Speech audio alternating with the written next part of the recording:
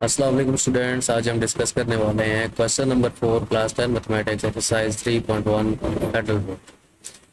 Question number 4 में क्या कहा हुआ है? Right the appropriate type of the following matrices.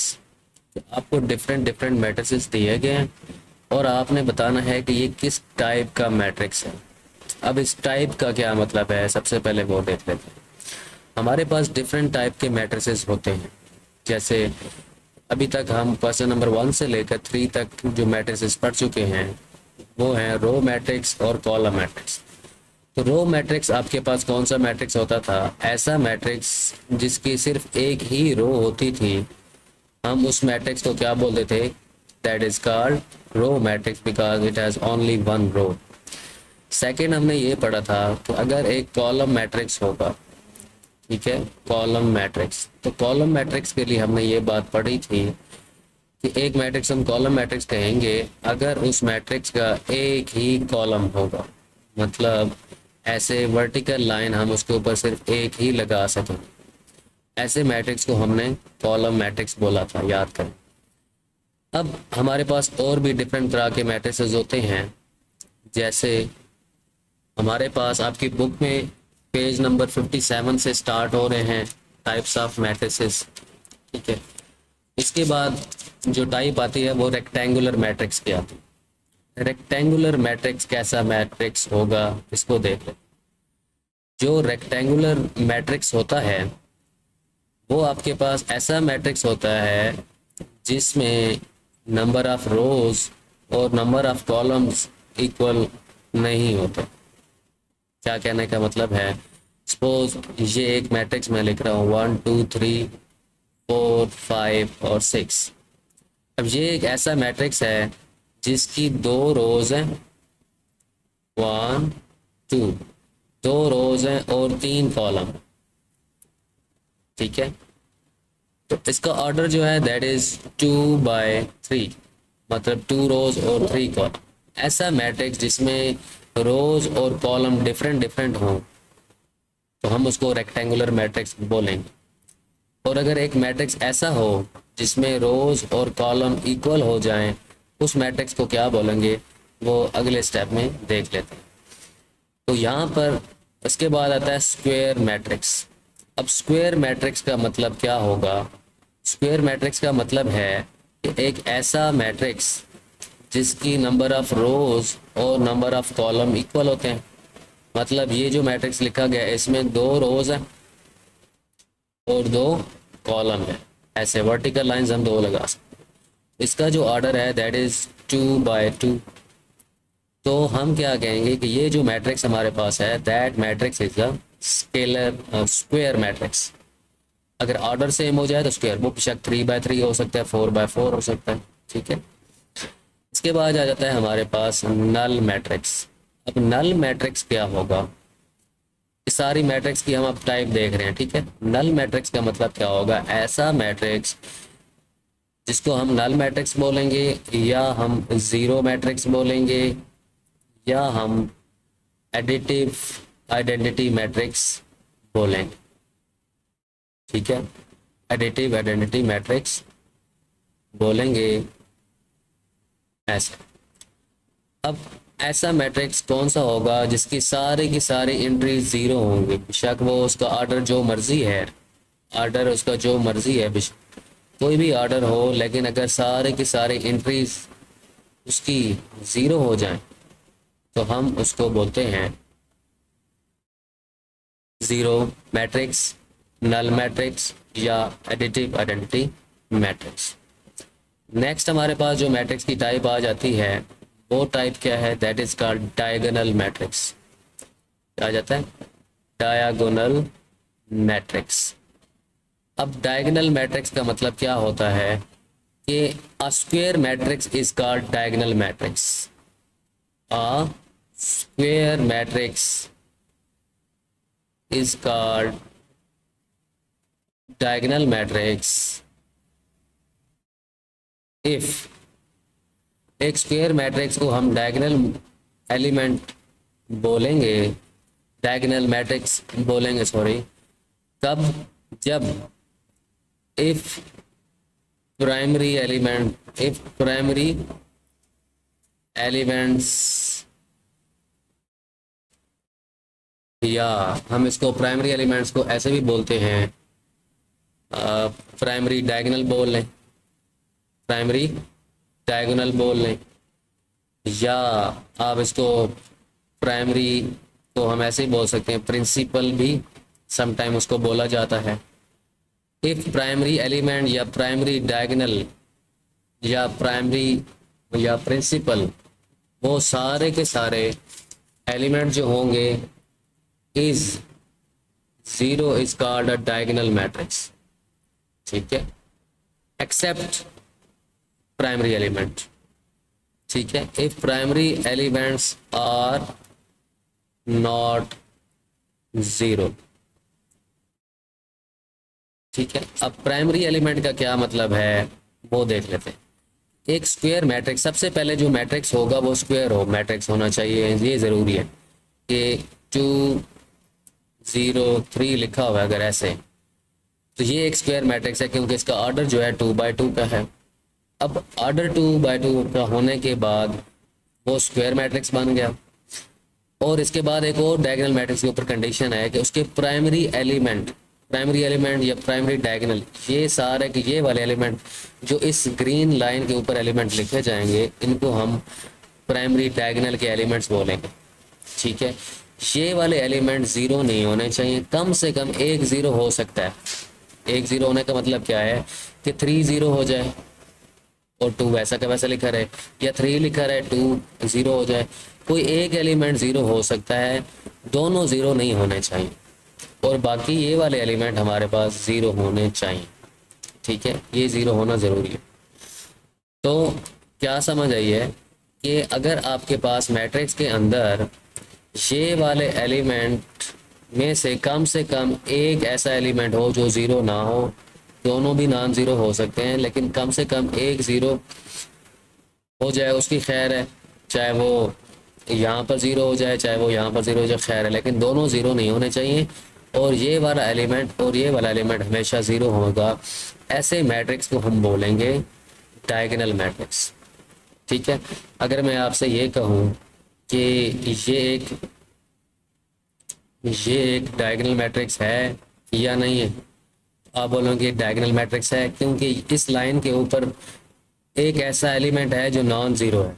ये तो दोनों ज़ीरो होने ही होने हैं, लेकिन ये ज़ीरो खैर है लेकिन ये ज़ीरो नहीं होना चाहिए था, ठीक है, दोनों ज़ीरो नहीं है, तो हम इसको बोलेंगे that is a diagonal matrix, ठीक है। नेक्स्ट हमारे पास टाइप है स्केलर मैट्रिक्स। नेक्स्ट मैट्रिक्स की जो टाइप है that is called scalar matrix. अब स्केलर मैट्रिक्स का क्या मतलब है कि diagonal matrix, diagonal matrix, diagonal matrix is called scalar matrix. एक डायगोनल मैट्रिक्स को हम स्केलर मैट्रिक्स बोलेंगे, कब बोलेंगे, if primary diagonal elements are same, primary diagonal elements are same. कहने का मतलब है कि एक डायगोनल मैट्रिक्स होना चाहिए, अगर वो डायगोनल है तो वो स्क्वायर भी है, ठीक है। जैसे यहाँ पर एक मैट्रिक्स लिखा हुआ, अब ये स्क्वायर भी है क्योंकि 2/2 का ऑर्डर है, तो एक स्केलर मैट्रिक्स स्क्वायर भी है, वो डायगोनल भी है। डायगोनल क्यों है, क्योंकि यहाँ पर एलिमेंट ज़ीरो नहीं है, कम से कम एक ज़ीरो भी हो जाता खैर है, और यहाँ पर भी ज़ीरो लिखा हुआ है तो ये डायगोनल है। लेकिन डायगोनल तो है, तो यहाँ पर ये वाला एलिमेंट और ये वाला प्राइमरी डायगोनल एलिमेंट जो इधर लिखे होते हैं इसको प्राइमरी डायगोनल एलिमेंट्स बोलते हैं, ये दोनों सेम है, मतलब 2 और 2 है, बेशक 5 5 हो 6 6 हो। लेकिन कुछ बच्चे इस तरह के मैट्रिक्स को भी स्केलर मैट्रिक्स समझना स्टार्ट कर देते हैं कि यार यहाँ पर तो 0 0 है, दोनों सेम नंबर है, तो ये भी स्केलर होना चाहिए।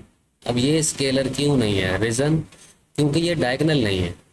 डायगोनल की कंडीशन थी कि यहाँ 0 0 नहीं होना चाहिए, ये दोनों तो 0 होंगे ही सही, लेकिन यहाँ 0 नहीं होना चाहिए। सेम तो नंबर है, लेकिन जीरो अगर आ गया है तो वो फिर डायगोनल नहीं है, तो डायगोनल ना होने की वजह से फिर वो स्केलर मैट्रिक्स नहीं होगा। आई थिंक मैं आपको बात ये समझा पाई। इसके बाद आपके पास आ जाता है यूनिट मैट्रिक्स। क्या आ जाता है? Unit matrix. अब यूनिट मैट्रिक्स क्या होगा? ऐसा मैट्रिक्स तो हम यूनिट मैट्रिक्स बोलेंगे, या ऐसे कह लें a scalar matrix is called, a scalar matrix is called unit matrix. Unit matrix if primary diagonal elements equals to 1।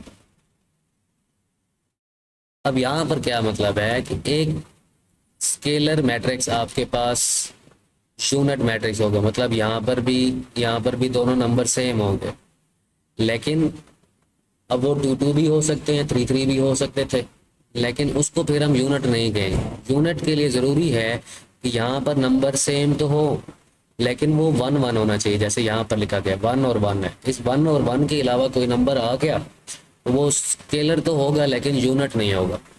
तो हमने क्या समझा यहाँ से कि ये एक यूनिट मैट्रिक्स है। क्यों? क्योंकि ये स्केलर है, यहाँ 1 है और दोनों एलिमेंट्स यहाँ पर सेम भी हैं। ठीक है, जब 1 1 होगा तो हम कहेंगे यहाँ पर इस मैट्रिक्स का नाम है यूनिट मैट्रिक्स, और यहाँ पर 0 तो हो गई सही।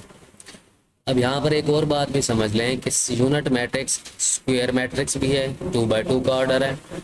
यूनिट मैट्रिक्स डायगोनल मैट्रिक्स भी है, यूनिट मैट्रिक्स स्केलर मैट्रिक्स भी है। ठीक है, यूनिट मैट्रिक्स आपके पास स्केलर भी है। तो सारी चीज़ें आपको पता होनी चाहिए कि एक मैट्रिक्स एक से ज़्यादा चीज़ें हो सकती हैं। ठीक है, अब ज़रा आप क्वेश्चन के ऊपर आएँ और मुझे बताएं कि हम इसको क्या क्या बोलेंगे। अब ये ज़रा ऑब्जर्व करें कि यहाँ लिखा हुआ है 5 और यहाँ पर भी लिखा हुआ है 5। दोनों एलिमेंट सेम है, दोनों एलिमेंट्स यहाँ पर सेम है और यहाँ पर 0 0 भी लिखा गया है। तो ये एक मैट्रिक्स ऐसा मैट्रिक्स है जो डायगोनल भी है, जो स्केलर भी है। स्केलर में यहाँ पर सेम एलिमेंट होने चाहिए। जो अभी हमने मैट्रिक्स की टाइप डिस्कस की है, बस आपने उनकी टाइप बतानी है। तो ए मैट्रिक्स हमारा कौन सा मैट्रिक्स है? That is a scalar matrix, because यहाँ पर 5 5 है, ऊपर 0 0 भी है। ठीक है, अब बी मैट्रिक्स आपका क्या बनेगा? ज़रा गौर से देखिएगा, यहाँ ऊपर 0 लिखा हुआ है, यहाँ 0 लिखा हुआ है, यहाँ 0 है, यहाँ 3 + 0 है। ठीक है, मैं यहाँ पर ज़रा क्वेश्चन लिख देता हूँ। ये सारे क्वेश्चन स्टेप बाय स्टेप मैं आपको समझा देता हूँ ताकि आपको ज़्यादा आसानी लगे। मैं ऊपर बताता जाऊँगा तो आप कहेंगे सर पता नहीं क्या बोल रहे हैं। ठीक है, तो जो इसका बी पार्ट आपको दिया गया है क्वेश्चन के अंदर, वो बी पार्ट आपके पास क्या लिखा हुआ है? That is 0 0 0 and 3 + 0। तो सबसे पहले मैंने आपको बताया था कि आप इसका जो एडिशन सब्ट्रैक्शन होती है वो कर लिया करें। 0 0 0 3 + 0 3 आ गया।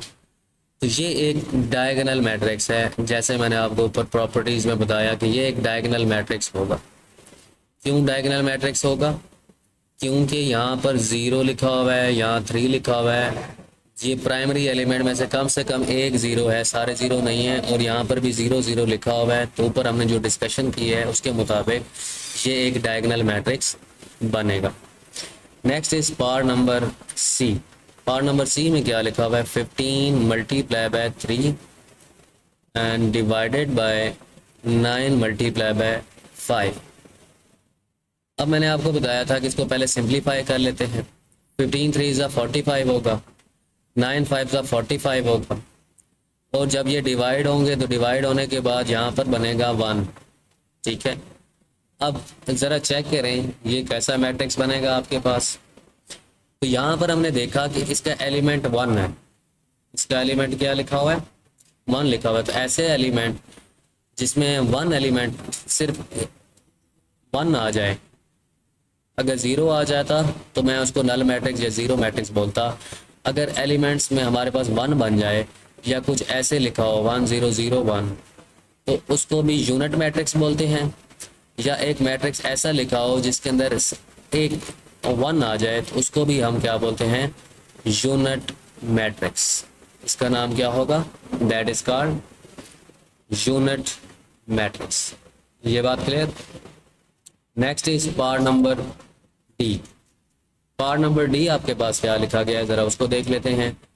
पार्ट नंबर डी में लिखा गया है जी, इसको नीचे कर लेते हैं नेक्स्ट पेज पे। डी पार्ट आपके पास लिखा गया that is 625 square root divided by 25, और यहाँ पर लिखा गया 17 प्लस 15 माइनस 32 लिखा हुआ है, ठीक है। और जो यहाँ पर एलिमेंट लिखा गया है दैट इज 18 माइनस 19 प्लस 1 लिखा गया है, और जो यहाँ पर लिखा गया है दैट इज 3 स्क्वायर रूट 9। अब अगर इसको पहले सिंप्लीफाई कर लेते हैं। सिंप्लीफाई करने के बाद 1625 का स्क्वायर रूट लेंगे तो 25/25 आ जाएगा, ठीक है। और जब आप इसको सिंप्लीफाई करेंगे तो ये कैलकुलेटर में 0 आ जाएगा, इसको प्लस माइनस करें तो ये भी 0 आता है। 3/9 का स्क्वायर रूट लें तो 3 आ जाता है। और अब ये आगे फर्दर कटेंगे तो यहाँ 1 आ जाएगा, ये भी कटेंगे तो 1 आ जाएगा। तो ऐसा मैट्रिक्स कौन सा मैट्रिक्स होता है जिसमें 1 0 0 1 आता है? इसका नाम है that is called unit matrix, ठीक है। तो ये जो मैट्रिक्स हमें गिवन किया गया है that is a unit matrix, ठीक है। आई थिंक मैं आपको ये बात समझा पाया हूँ। Next is part number E. Part number ई आपके पास क्या लिखा हुआ है? जैसे लिखा हुआ है 6 + 2, यहाँ 0 लिखा गया है, यहाँ -3 + 3 लिखा गया है, और यहाँ पर लिखा गया 8, ठीक है। अब 6 + 2 8 हो जाएगा, 0 हो जाएगा, -3 + 3 0 हो जाएगा, और यहाँ पर आ जाएगा 8। अब ये कौन सा मैट्रिक्स है? देखें यहाँ पर दोनों एलिमेंट्स आपके पास इक्वल आ गए हैं, और यहाँ पर 0 0 भी बन गया। 0 0 तो पहले से ही था। तो ऐसे मैट्रिक्स को हम बोला करते थे, जब हमने पीछे डिस्कशन की तो उसको हमने बोला था स्केलर मैट्रिक्स। डायगोनल तो ये है ही है, लेकिन सबसे अच्छा जो आंसर है वो स्केलर मैट्रिक्स होगा, क्योंकि सबसे एंड वाली चीज़ देखनी होती है, उससे पहले वाली चीज़ नहीं देखनी होती कि पहले डायगोनल है तो फिर बाद में स्केलर बनेगा। तो डायगोनल है तो फिर स्केलर है, ठीक है। बेहतर है कि अच्छा ऑप्शन जो है that is a scalar matrix, ठीक है। या दोनों भी लिख सकते हैं, वैसे स्केलर भी कह लो या आप डायगोनल कह लो, लेकिन ज़्यादा अच्छा ये होता है कि उसकी प्रॉपर अप्रोप्रिएट चीज़ लिखो कि मैक्सिमम से मैक्सिमम चीज़ क्या हो सकती है। तो वो डायगोनल भी हो सकता है, वो स्केलर भी हो सकता है, तो स्केलर ज़्यादा अच्छा ऑप्शन होगा, ठीक है। ये आपके पास था क्वेश्चन नंबर 4। नेक्स्ट इंशाल्लाह हम क्वेश्चन नंबर 5 डिस्कस करें। Thank you.